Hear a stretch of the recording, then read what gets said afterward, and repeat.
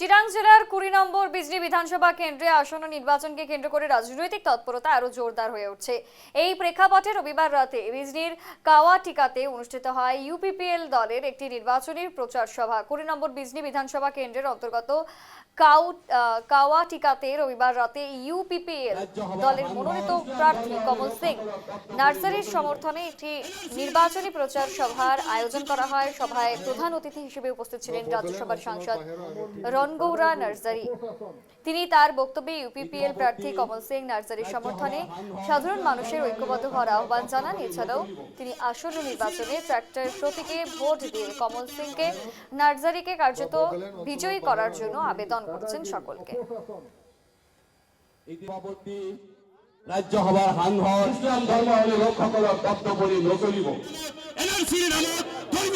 হয়, সঁচাকৈ আনন্দিত হৈছোঁ।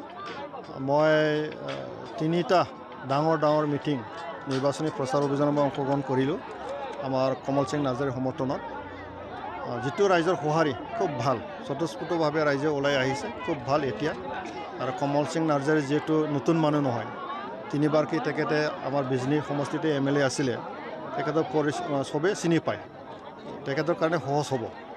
আৰু যিহেতু UPPL দলে প্ৰমোদ বড়ো ডাঙৰীয়াৰ নেতৃত্বত বড়োলেণ্ড অঞ্চলত যথেষ্ট 5 বছৰ যিটো আমাৰ চৰকাৰ আছিলে, তেতিয়া যেনেকৈ কাম কৰিছে ৰাইজে ভাল পাইছে, শান্তি সম্প্ৰীতি সমমৰ্যাদা সমউন্নয়ন, এই কথাটো ৰাইজে বুজি পায়। আৰু যোৱা BTC নিৰ্বাচনত যিহেতু BPF চৰকাৰ আকৌ আহি গ'ল, অহাৰ পিছত 5 মাহ উকলি গ'ল।